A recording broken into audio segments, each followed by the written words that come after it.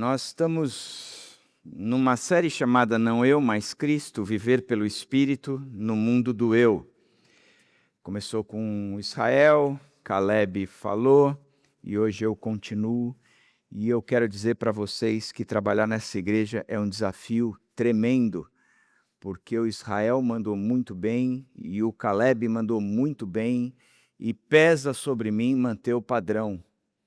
Cai sobre o velho a responsabilidade de manter o nível dos novos. Então, orem por mim agora, que a situação é complicada. A vida no Espírito é uma vida interessante. Eu cresci numa igreja batista regular, mas minha mãe era pentecostal. E minha mãe me levava na igreja dela, mas queria que eu crescesse aprendendo Bíblia. E na igreja dela, quando a gente ia lá, tinha uma hora que o pessoal falava, agora vamos todo mundo cantar em línguas. Aí saía todo mundo cantando em línguas. Na igreja batista regular que eu cresci, tinha uma música que dizia, Pai de amor, eu te amo, te louvo, te adoro. Meu Jesus, eu te amo, te louvo, te adoro. Mas nós não podíamos cantar Espírito, eu te amo, te louvo, te adoro, porque o Espírito era a pessoa da Trindade que não carecia adoração. Então eu cresci em dois extremos, num lugar onde havia uma manifestação muito grande, e num outro lugar onde havia uma frieza muito grande. E eu confesso que eu vivi uma vida tentando achar o equilíbrio. Não queria ir nem tanto ao céu, nem tanto à terra, mas eu creio que o Espírito Santo existe, eu creio que ele está aqui no nosso meio, eu creio na obra de regeneração dele, me tornando dia a dia a imagem e semelhança de Jesus Cristo. Eu creio que ele é quem convence do pecado, da justiça e do juízo. Eu creio que é com ele que a gente pode, antes de mais nada, ter um relacionamento vivo e real com o Pai e com o Filho, porque a comunhão é fruto desse relacionamento com o Espírito. Portanto, eu creio. Acho interessante como algumas pessoas me procuram dizendo que a nossa igreja é fria, que a nossa igreja não tem a unção, e eu sempre respondo, concordo com vocês, uns são e outros não. Eu acho isso muito boa, essa é a única resposta que eu tenho a dar a quem avalia dessa forma, né? Quer dizer, não, nós temos a unção, se a unção é o Espírito Santo de Deus, ele está aqui no nosso meio. Ele tem trabalhado na nossa comunidade da forma como ele tem trabalhado na nossa comunidade. A gente difere de outras, e não estou dizendo as outras é como o Espírito Santo também trabalha. Mas eu quero pensar na continuidade do texto que o Caleb trabalhou, de Gálatas 5, e a gente vai ficar nos versos 16 a 26. Caleb leu esses textos, mas eu e ele combinamos de eu aprofundar agora nas ações, principalmente das obras da carne e o fruto do Espírito, e qual essa é a implicação prática para nós como igreja. Gálatas 5, 16 a 26, e o texto diz assim, por isso digo, vivam pelo Espírito e de modo nenhum satisfarão o desejo da carne. Pois a carne deseja o que é contrário ao Espírito, e o Espírito é que é contrário à carne. Eles estão em conflito um com o outro, de modo que vocês não fazem o que desejam. Mas se vocês são guiados pelo Espírito, não estão debaixo da lei. Ora, as obras da carne são manifestas: imoralidade sexual, impureza e libertinagem, idolatria e feitiçaria, ódio, discórdia, ciúmes, ira, egoísmos, dissensões, facções e invejas, embriaguez, orgias e coisas semelhantes. Eu os advirto, como antes já os adverti, aqueles que praticam essas coisas não herdarão o reino de Deus. Mas o fruto do Espírito é amor, alegria, paz, paciência, amabilidade, bondade, fidelidade, mansidão e domínio próprio. Contra essas coisas não há lei. Os que pertencem a Cristo Jesus crucificaram a carne com as suas paixões e os seus desejos. Se vivemos pelo Espírito, andemos também pelo Espírito. Não sejamos presunçosos, provocando uns aos outros e tendo inveja um dos outros. O texto começa trazendo uma realidade que o Caleb já trabalhou muito bem. Há um conflito interno na vida de cada cristão. Isso é fato. Há uma guerra civil. O texto começa dizendo: por isso digo, vivam pelo Espírito e de modo nenhum satisfarão os desejos da carne. Pois a carne deseja o que é contrário ao Espírito, e o Espírito o que é contrário à carne. Eles estão em conflito um com o outro, de modo que vocês não fazem o que desejam. Mas se vocês são guiados pelo Espírito, não estão debaixo da lei. O interessante é que o texto que nós estamos lendo, ele começa dizendo: vivam pelo Espírito. Coisa que não era permitido antes, coisa que não era possível antes. Mas agora que nós entendemos quem Jesus Cristo é e o aceitamos como Senhor e Salvador, nós fomos colocados neste lugar aonde o Espírito Santo de Deus habita. E ele habita no meio do seu povo. E ele agora começa a fazer uma obra de transformação na nossa vida. Nós vamos sendo transformados dia após dia. Nós estamos numa nova condição aonde o pecado já não mais tem domínio sobre o meu corpo. Ou seja, antes essa não era a minha realidade. Antes era alguém que era totalmente insensível ao movimento do Espírito, como eu vivia sobre o domínio do pecado na minha vida. A minha mente, a minha natureza humana eram totalmente inclinadas a essa vida onde Deus não tem atuação, imposição, eu não tenho a capacidade de percebê-lo, de senti-lo, nem nada, nem nada. Mas, de repente, Deus me tira do império das trevas e me coloca no reino do Filho do seu amor. A partir dali, eu experimento o amor de Deus Pai, a graça do Senhor Jesus Cristo e a comunhão com o Espírito Santo. A partir deste momento, eu sou inserido na presença desse Deus que não só promoveu em mim uma salvação, mas tem promovido em mim uma novidade de vida. Portanto, eu posso viver agora pelo Espírito, coisa que antes eu não podia. E essa é a nossa realidade. O Espírito Santo de Deus está aqui. E ele atua em nós. Ele age em nós. Não só no individual, mas no coletivo. Nós fazemos parte da igreja. E a igreja é este lugar onde o Espírito Santo de Deus habita no coletivo. Na igreja não faz sentido o Espírito Santo habitar somente em mim, mas ele habita no coletivo. Portanto, vivam pelo Espírito. Vivam pelo Espírito. E a realidade de viver no Espírito traz duas coisas para nós. Primeiro, a oposição, pois a carne deseja o que é contrário ao Espírito, e o Espírito o que é contrário à carne. Eles estão em conflito um com o outro. Essa é uma realidade. Essa é a maneira como nós vivemos hoje. Coisa que nós não vivíamos antes.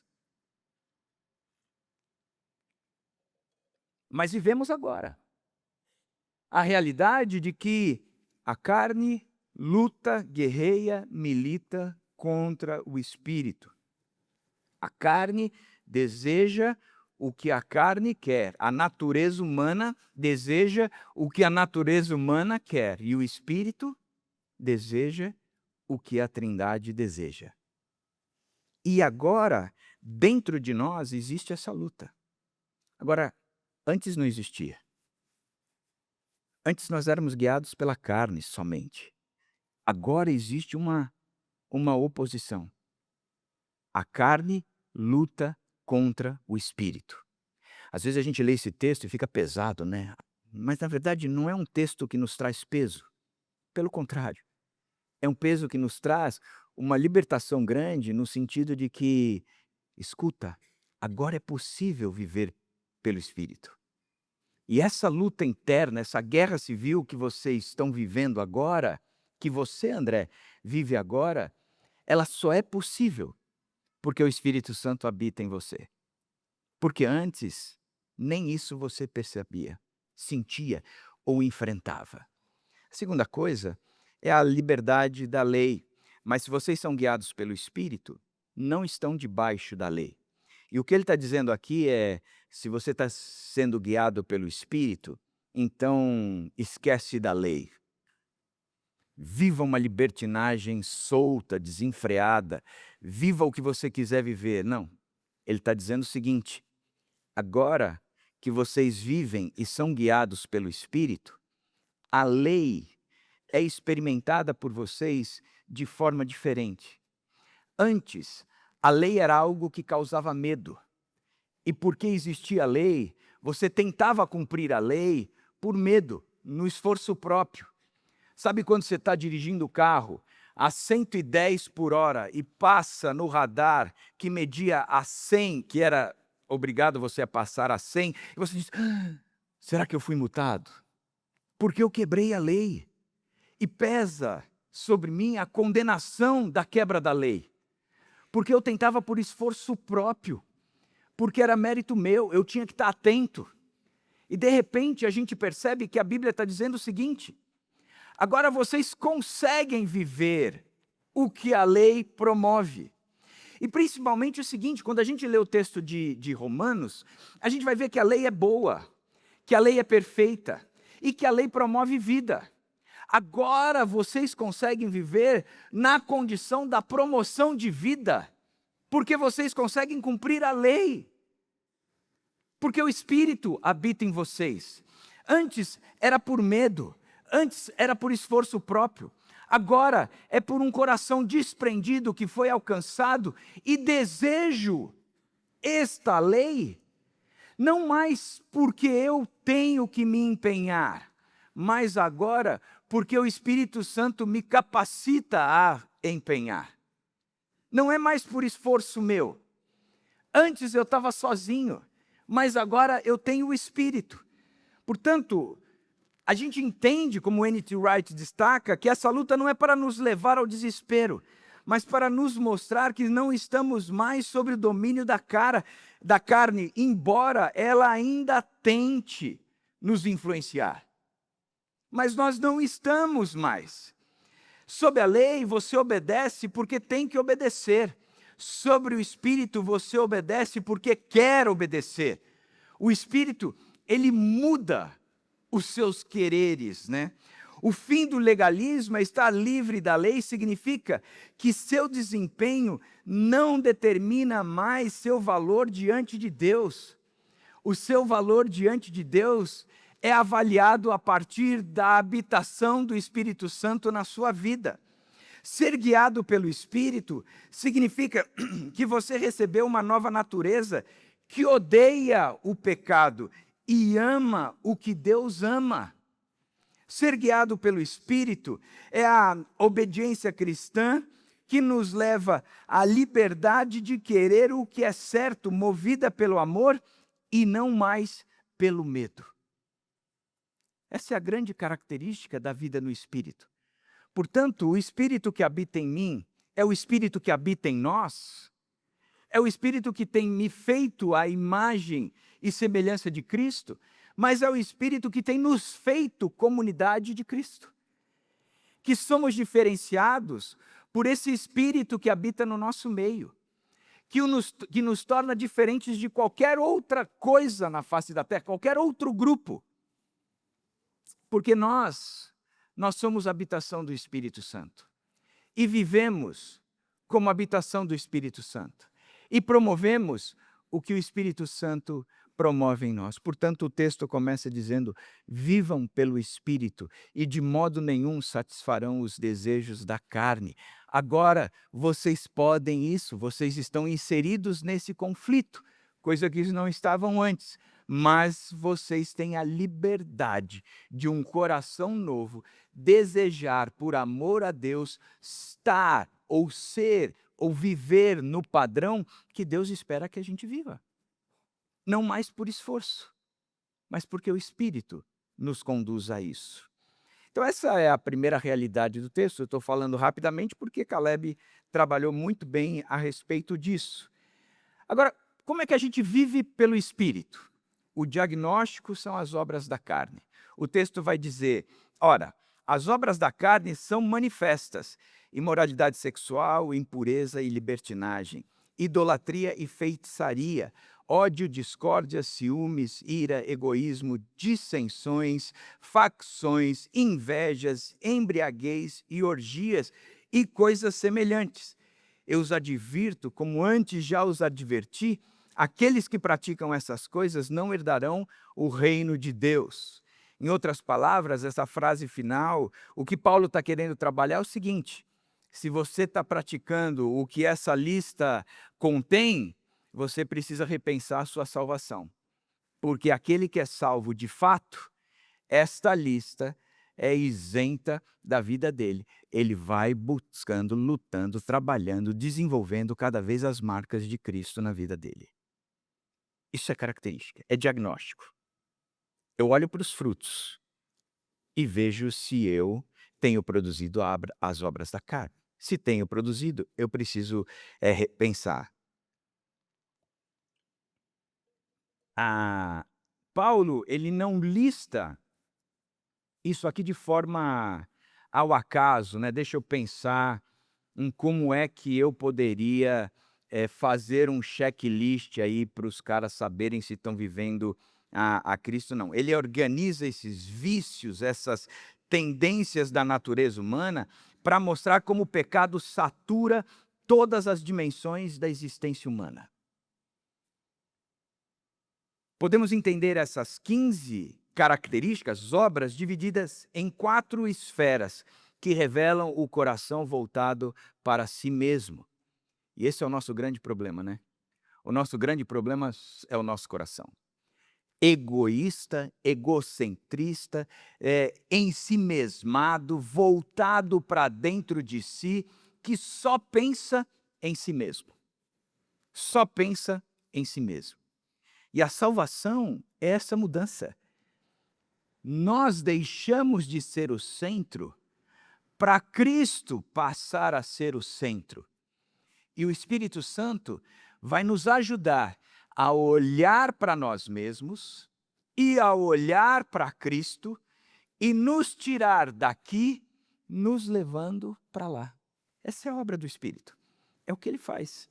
Então, olhando para esse texto, a gente vai ver as 4 áreas bem descritas aqui. A primeira, a esfera sexual, o desvio do amor, imoralidade sexual, impureza e libertinagem. Recentemente eu estava num grupo, e neste grupo tinha muita gente que não conhecia as coisas de Deus, né? E eu falando sobre o texto de Efésios, que fala da imoralidade sexual, e eu disse, olha, a imoralidade sexual, a impureza e essa libertinagem, ela traz hoje uma fala que vai me jogar contra a cultura. E eu disse para eles, quando a gente pensa na imoralidade sexual, é tudo contrário, é tudo aquilo que é contrário à teologia da criação. Deus criou o homem e mulher e fez o homem e mulher se unirem numa só carne. Ou seja, é uma relação heteroafetiva, é uma relação monogâmica, é uma relação onde o sexo é exclusivo para o casamento. E eu falava para o grupo dizendo, e eu estou dizendo isso aqui agora, eu tenho certeza que vocês estão pensando, esse André é louco. Porque o que ele está falando é contrário ao que a gente vive hoje em dia. Mas isso é verdade. Não sou eu que sou louco. É o que a Bíblia nos ensina. É o que a Bíblia fala. É o que a Bíblia trata. Então esse é o padrão.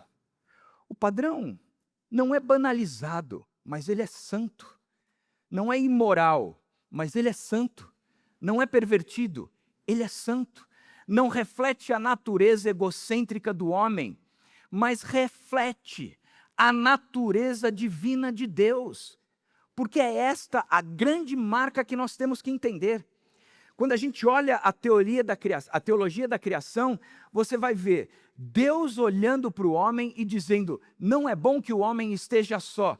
Eu vou fazer alguém que lhe corresponda, que ele esteja no mesmo nível, que pertença à mesma essência. Portanto, Deus tira parte do corpo do homem, forma um outro corpo e traz aquele outro corpo para cá, dizendo: agora destes dois se fez uma só carne, um só corpo. E este é o reflexo da criação. É quando Deus, na Trindade, diz: façamos o homem à nossa imagem e semelhança. E Deus cria o homem e a mulher à sua imagem e semelhança.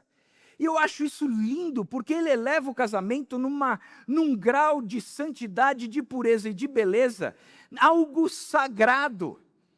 Porque o casamento reflete, sem dúvida nenhuma, a Trindade. Quando dois se tornam um, da mesma forma como a Trindade são três que se tornam um. Aqueles dois com Deus, eles se tornam um só. E a imoralidade sexual, a impureza e a libertinagem é tudo o que ataca essa imagem da Trindade em nós. Portanto, o sexo ele é para o casamento. E eu trabalhei isso muito com os meus filhos.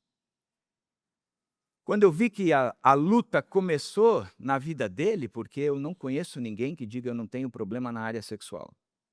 Não conheço. Quando eu comecei a ver que eles passaram a lutar com isso, eu trouxe para perto e disse: eu também luto.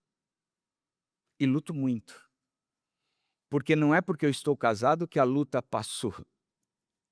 Porque se isso fosse verdade, não teria tanta traição, tanto adultério nos nossos dias, ou sempre existiu. Essa é uma realidade minha. E filhos, eu estou lutando como vocês lutam. E vocês têm que lutar contra qualquer tipo de imoralidade, a pornografia, a masturbação, essas coisas que alimentam a cabeça e vão forjando a conduta. E eu sou pastor, gente. Só nessa igreja vai fazer 24 anos. Deveria ter adicional de salubridade na minha existência. Eu lido com a dor humana. O povo me procura porque a coisa desandou. E a área sexual é uma bagunça, gente. É uma bagunça. E é uma bagunça porque não está sendo forjada, formada a partir da beleza daquele que criou a área sexual para nós, o Pai. Mas está sendo forjada, formada a partir da imoralidade, caracterizada por essa pornografia, que não é só visto nos sites pornográficos, mas qualquer filme que hoje em dia apresente um tipo de relação sexual, ela é manchada pela pornografia. Homens e mulheres que entram em relações para se satisfazerem acima de qualquer coisa, sendo que no sexo, o outro é quem eu tenho que satisfazer, não sou eu. E eu lembro que com os meus filhos,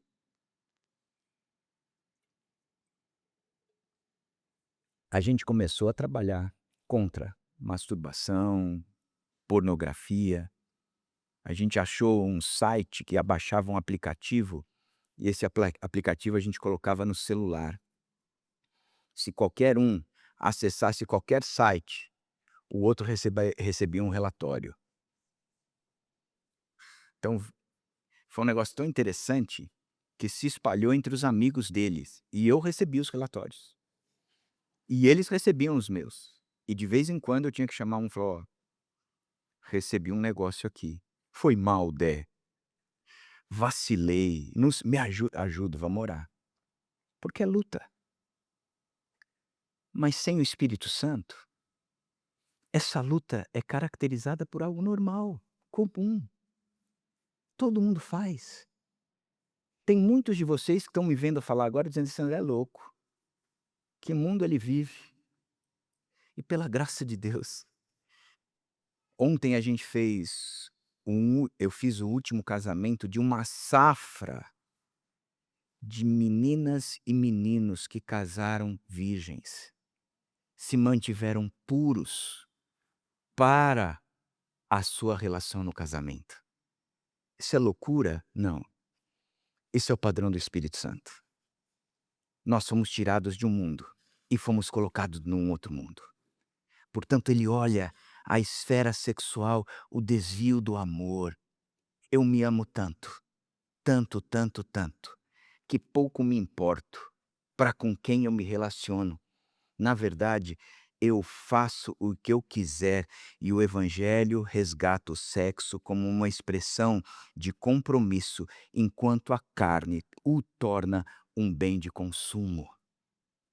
O Evangelho vai olhar para o sexo e dizer: isso é expressão da Trindade, um lugar onde há aliança, um lugar onde há respeito, um lugar onde há prazer um no outro, um lugar de santidade e pureza.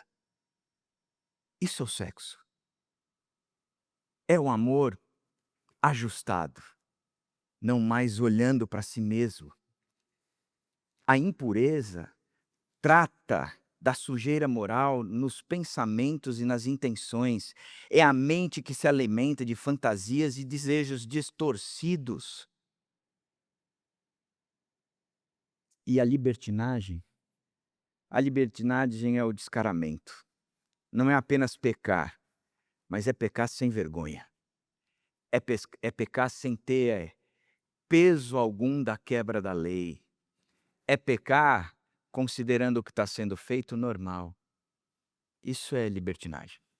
E vivemos num mundo onde a esfera sexual é uma esfera estritamente distorcida pelos desejos da carne.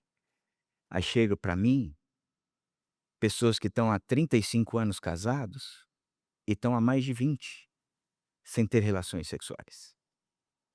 Casais que estão há 5 anos casados e estão há mais de 4 sem ter relações sexuais. Parece loucura, mas é muito mais comum do que a gente pensa. Distorções nessa área que são absurdas. Coisas que um pede para o outro que são absurdas. Absurdas. Por quê? Porque a carne tem falado. E o que eu acho bacana é que o casal, quando se entrega para o espírito, a relação sexual muda. Interessante isso, né? Por isso que a Bíblia nos ensina que o leito nupcial, ele tem que ser considerado sagrado. E sabe o que é sagrado? Sagrado é tudo aquilo que Deus cria. Imprime da sua imagem, da sua glória dentro e nos convida a participar. O casamento é sagrado. Revela a glória do Pai, imprime a imagem do Deus Trino. E ele diz: por isso vocês vão deixar pai e mãe e vão se tornar uma só carne. E aquilo que eu uni, vocês não vão separar, porque isso é sagrado. A Bíblia é sagrada, a igreja é sagrada, a vida é sagrada. A segunda esfera é a esfera religiosa, o desejo da adoração, idolatria e feitiçaria. Ela reflete uma tentativa da carne de domesticar o divino ou buscar poder espiritual fora de Deus. A idolatria é colocar qualquer coisa no lugar que pertence a Deus. Os ídolos modernos não são ídolos feitos de madeira, de prata, de ferro, colocados no altar onde a gente acende vela, onde a gente faz o sinal da cruz, nada disso. Os ídolos modernos, eles têm a característica daquilo que alimenta o meu coração. Eles não são essas estátuas, mas eles são a carreira, a família, a aprovação social e várias outras coisas que, se eu tirar, eu entro em desespero, que eu morro de medo de perder essas coisas. Gente que morre de medo de perder o trabalho, gente que morre de medo de perder o cônjuge, gente que morre de medo de perder o status, o conforto, garantias que buscam nestas coisas a realização da sua própria vida, como se estas coisas fossem quem desse o significado, o sentido, a garantia. E uma das coisas que eu tenho aprendido e visto na minha caminhada é que quando estas pessoas perdem estes ídolos, elas estão prontas para conhecerem de fato quem Jesus Cristo é. E tenho visto muita gente tendo o coração transformado porque perderam essas coisas. Porque viram que essas coisas escorreram entre os dedos da mão, como se estas coisas fossem algo que eles tivessem o domínio, e quando escorre, percebe-se que nunca tiveram o domínio de nada. E por causa disso, se veem rendidos, ou na condição propícia a se renderem diante daquele que é de fato o que traz tudo o que eles estão buscando. A idolatria é a substituição de Deus. A feitiçaria, ela é interessante, porque quando a gente pensa em feitiçaria, a gente já pensa num mago com um caldeirão, mexendo, colocando sapo lá dentro, pegando o papel e colocando Daniela dentro da boca do sapo. Aí você vai lá e coloca banho de sal grosso, você põe a arruda atrás da orelha, você já pensa naquelas coisas mais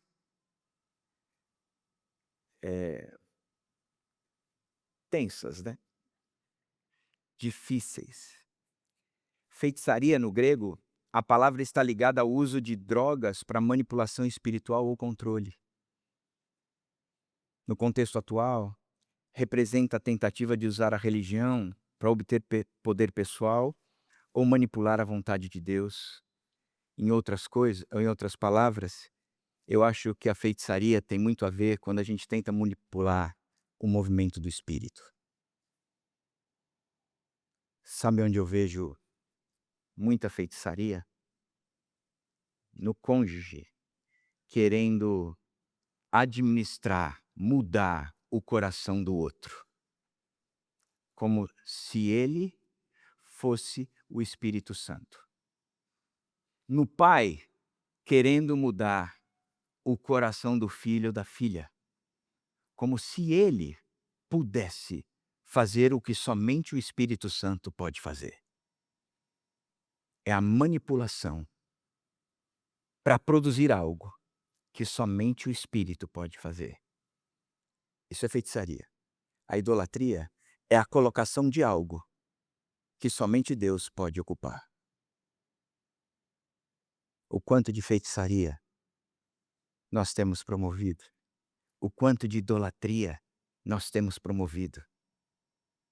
E eu vejo o casal chegar para mim na conversa, eu digo, sabe o que vocês precisam fazer? Eu vou usar a expressão de Paulo, boca calada. De Paulo não, de Pedro. Boca calada.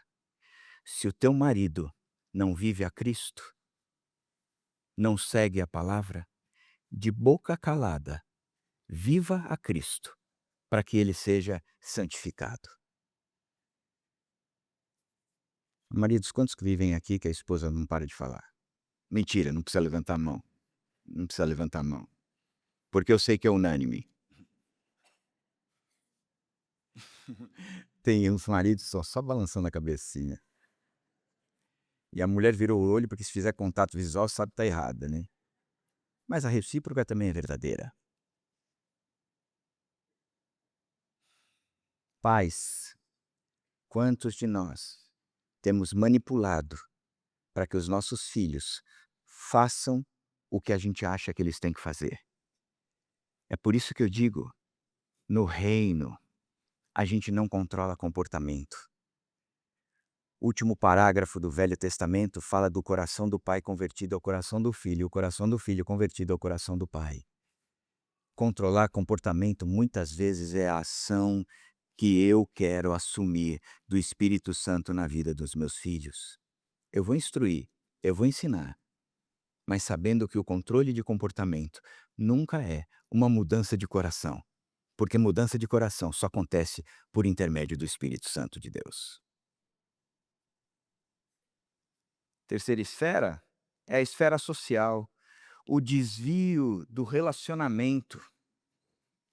E essa é a maior categoria da lista, né? São 8 itens, provando uma coisa para mim e para você: a carne é inerentemente antissocial.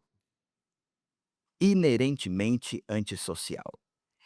Uma das minhas principais funções como pastor é manter o grupo unido. Eu ouço um tipo de discórdia, de bagunça, de alguma coisa, eu trago para perto. Vem, vamos conversar. Dá um trabalho, gente. Dá um trabalho absurdo. Absurdo. É cansativo, mas é essencial. É essencial porque a vida no espírito é uma vida que promove unidade.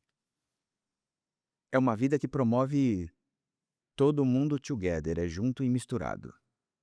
É uma coisa só, é um bololô só. Essa é a nossa principal função. Quando Paulo, na carta de Efésios, diz que a nossa identidade em Cristo é que nós fomos adotados para sermos filhos, nós fomos escolhidos para sermos santos e irrepreensíveis, que nós já temos toda a sorte de bênção nas regiões celestiais sobre nós, que antes estávamos mortos, mas agora estamos vivos, que fomos selados pelo Espírito Santo. Aí ele traz nesse contexto dizendo, essa é a identidade de vocês. Mas diga uma coisa, façam todo o esforço para manter o vínculo da paz dentro do corpo. Façam todo o esforço para manter o vínculo da paz. Ainda vou dizer mais, Paulo disse. Ele é capaz de fazer infinitamente mais do que pedimos ou pensamos segundo o seu poder que opera em nós. E esse texto para nós é muito mal interpretado, porque ele é capaz de fazer infinitamente mais. Como nós somos egocêntricos, olhamos só para o nosso umbigo, ensimesmados pra caramba, a gente pega esse versículo e diz, Deus é capaz de fazer infinitamente mais daquilo que eu quero, do que eu sonho, daquilo que eu peço. Jesus, me dá um carro novo. Jesus, me dá uma promoção nova. Jesus, o Senhor vai me dar algo que eu nunca pensei. Vai levar a minha sogra para perto do Senhor, dando promoção para ela e livramento para mim. Eu quero isso, eu desejo isso, eu busco isso. Mas o texto de Efésios está dizendo que ele é capaz de fazer infinitamente mais para que nós possamos experimentar juntos o amor de Deus em todas as dimensões, na altura, na largura, no comprimento e na profundidade. Para isso, ele é capaz de fazer infinitamente mais, segundo o seu poder que opera em nós. Se isso é fato, o Espírito Santo habita em nós, é função nossa como igreja, primeiro, nunca desistirmos de ser igreja. Nunca. Porque não cabe a nós. A igreja é sagrado. Segundo, fazer todo o esforço para manter o vínculo da paz.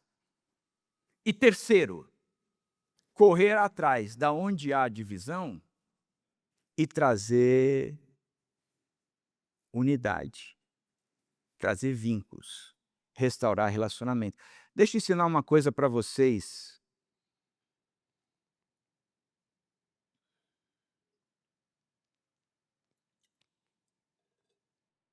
Todo relacionamento gera intimidade. Toda intimidade gera conflito. Toda. O único relacionamento que eu conheço que não gerou conflito a partir da intimidade fui eu e a Dani. A gente nunca brigou na vida, porque ela sempre teve razão. O que é que a carne vai dizer? Troca de relacionamento. Porque esse conflito não vale a pena administrar. O que é que o Espírito vai falar? Administra o conflito. Cresça no conflito. Faça todo o esforço para manter o vínculo da paz.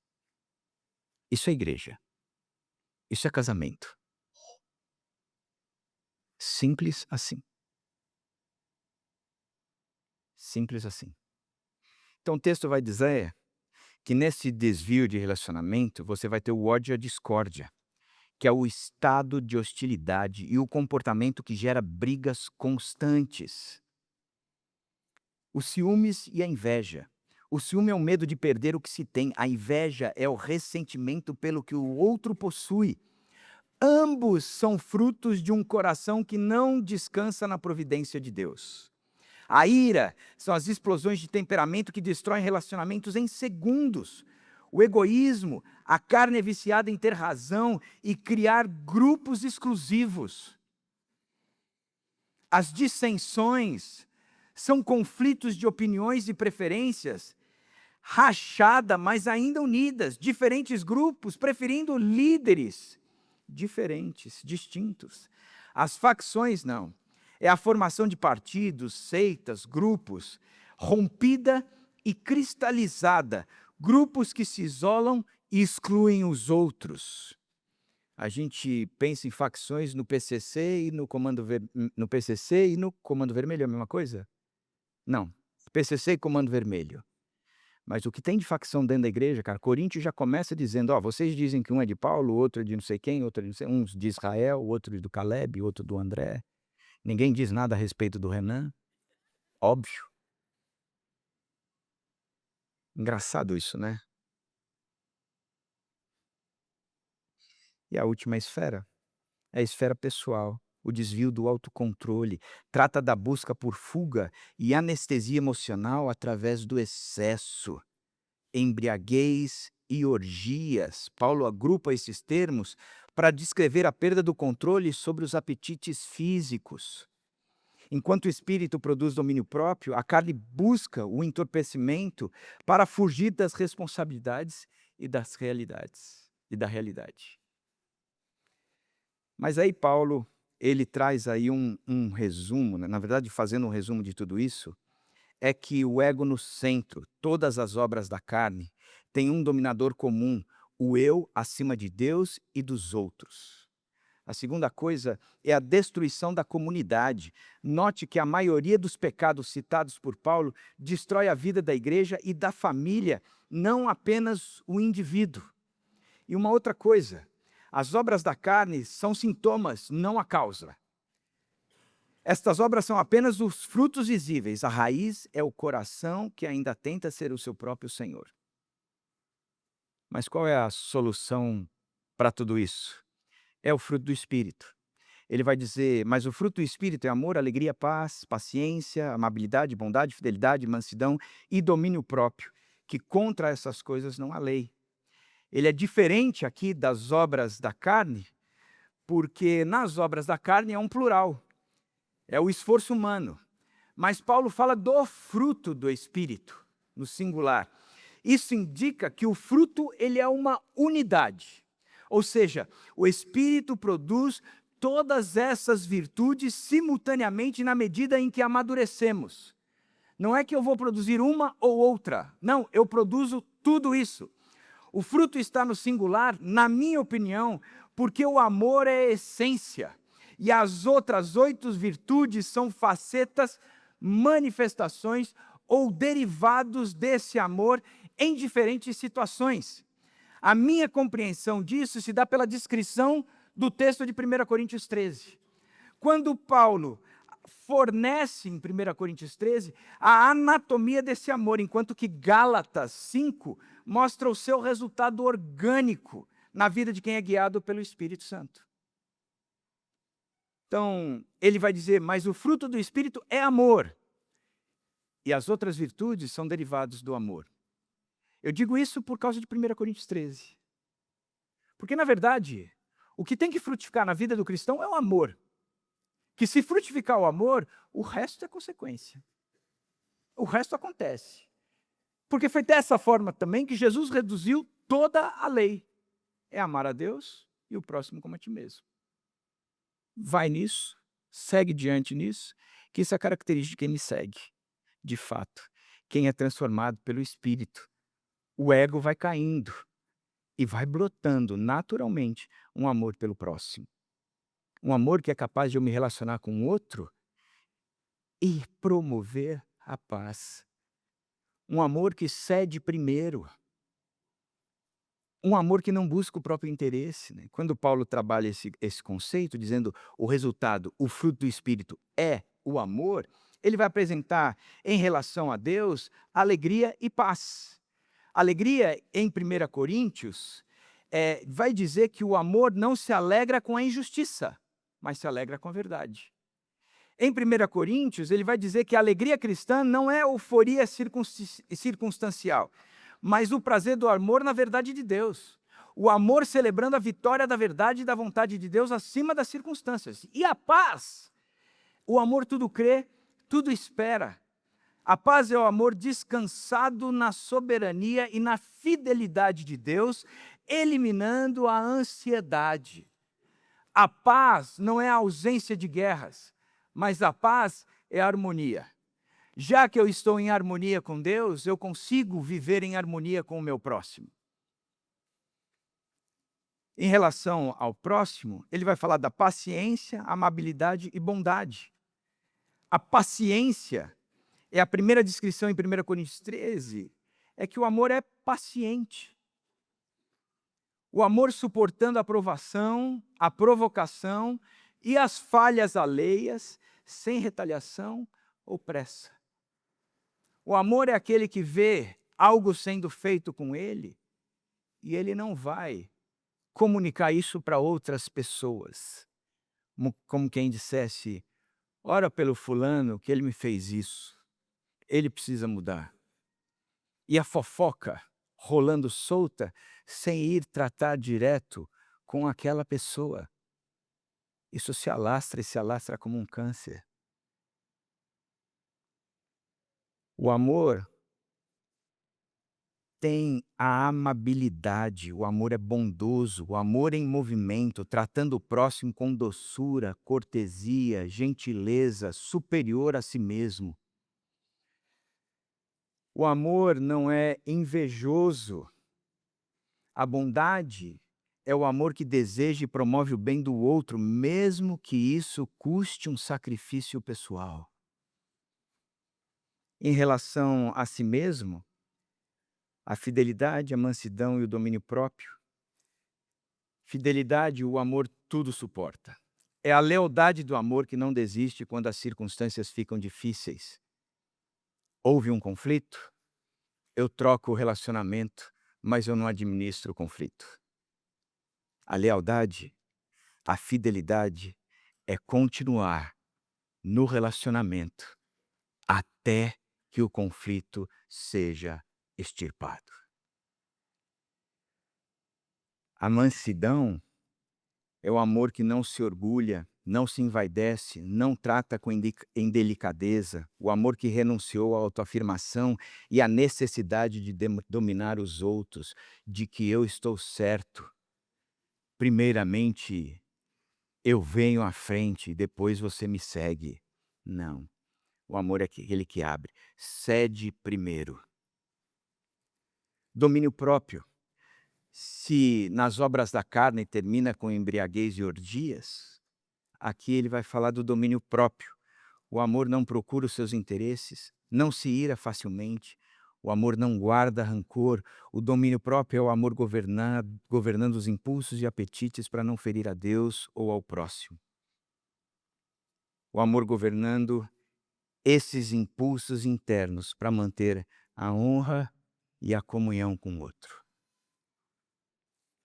Enfim, se a gente olhar o resumo, é que o fruto, ele é apresentado no singular, o amor, e se desdobra em virtudes que respondem às diferentes necessidades humanas, por isso é uma unidade orgânica. Da mesma forma como ele contrasta o prático, enquanto as obras da carne são expressões de egoísmo, o fruto é a expressão do amor operado pelo Espírito. Não é algo idealizado, mas é algo vivido, que eu passo a conseguir praticar, porque já não é mais ação minha, mas é do Espírito por meu intermédio.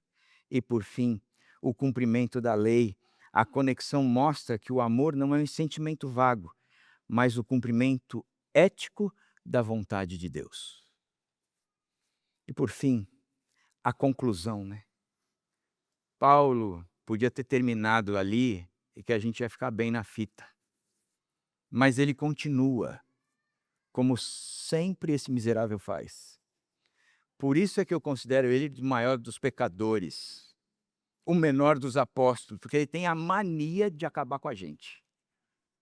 E aí Paulo chega dizendo: os que pertencem a Cristo, os que pertencem a Cristo, os que pertencem a Cristo. Está escutando? Crucificaram a carne com as suas paixões e os seus desejos. Se vivemos pelo Espírito, andemos também pelo Espírito. Não sejamos presunçosos, provocando uns aos outros e tendo inveja uns dos outros. Paulo utiliza uma linguagem forte. Os que pertencem a Cristo Jesus crucificaram a carne. Ele vai trabalhar essa ação decisiva. Eu pertenço a Cristo, logo crucifiquei a minha carne. Já não sou eu quem vivo, mas é Cristo que vive em mim. Essa é a minha marca. O legal é que a gente pode falar isso somente a partir do Espírito Santo, porque esse não é esforço próprio. Esse é um esforço que agora é permitido, porque eu pertenço a Cristo. A segunda coisa é que é uma disciplina diária.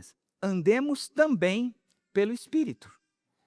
Não existe desenvolvimento em qualquer área da nossa vida que não seja pela disciplina diária. Recentemente morreu o Oscar Schmidt, um dos caras que eu vi jogar muito. Eu ia assistir muito o Oscar. Para mim, sobrenatural no basquete. Apelido Mão Santa. Ele disse: mão santa o caramba. Eu arremessava acho que 2.000 arremessos por dia depois do treino, para poder qualificar meu arremesso. É exercício, é prática. Antes não se conseguia, mas agora se consegue. Antes era impossível, mas agora você tem o Espírito Santo. Andemos também pelo Espírito. Essa disciplina diária. Não sejamos presunçosos, provocando uns aos outros, tendo inveja uns dos outros. Não vamos fazer dessa forma. Paulo, ele encerra com um alerta prático. Não sejamos presunçosos, provocando uns aos outros e tendo inveja um dos outros. Não sejamos. Ele está trazendo isso como um perigo comunitário. A vida daquele que não anda pelo Espírito é um perigo para a comunidade. E esse é um dos principais diagnósticos. Ver a pessoa em dificuldade dentro da comunidade revela uma falta de Cristo, uma falta do Espírito Santo agindo na pessoa. Porque a vida no Espírito, ela nos impulsiona para a comunidade.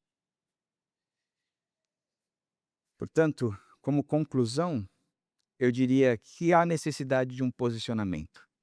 A vida cristã começa com uma execução simbólica, a nossa morte para os desejos egoístas da carne.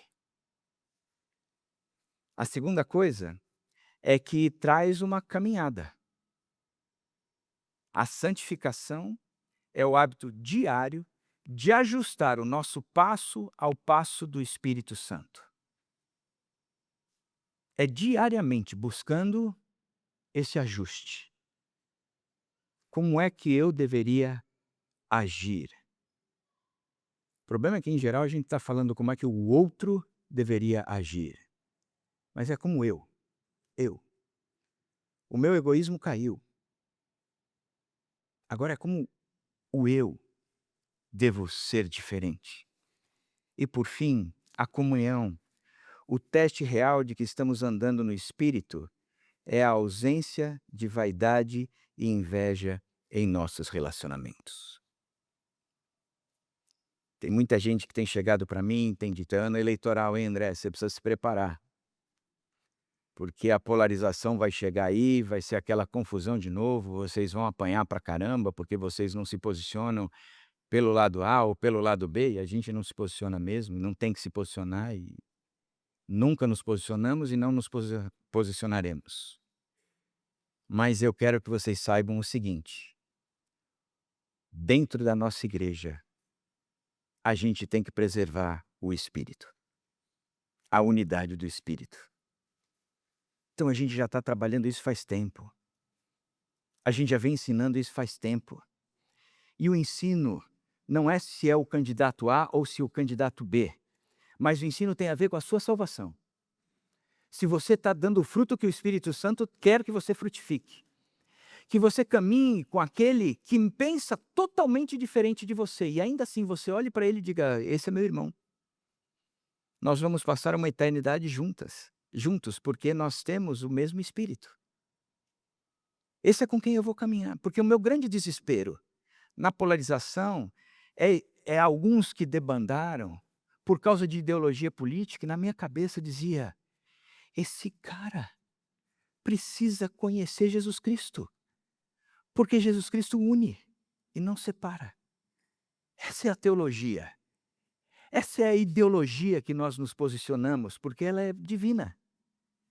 Não é ideologia de partido político ou ideologia política, mas é a ideologia que a Bíblia nos ensina, que dentro do corpo não importa o que o outro pense. Dentro do corpo, na igreja primitiva, você tinha zelotes, que eles pegavam em arma para lutar contra o Império Romano, para ver Jerusalém novamente livres. Mas você tinha também os cobradores de impostos, que cobravam os impostos de Jerusalém e ainda de forma corrupta ficavam com parte desta grana e enviavam o restante para Roma. Ideologias políticas totalmente diferentes, mas fizeram parte da igreja primitiva do nosso Senhor Jesus Cristo, aonde o Espírito habita. E é isso aí, né, gente? A vida no Espírito é a vida que vale a pena ser vivida. Por isso, o meu convite a você: deixe o Espírito agir na sua vida. Que mais cedo ou mais tarde, quando Jesus Cristo voltar, aí não haverá mais luta interna. Jesus Cristo nos transformou de forma completa. Que Deus abençoe isso aqui.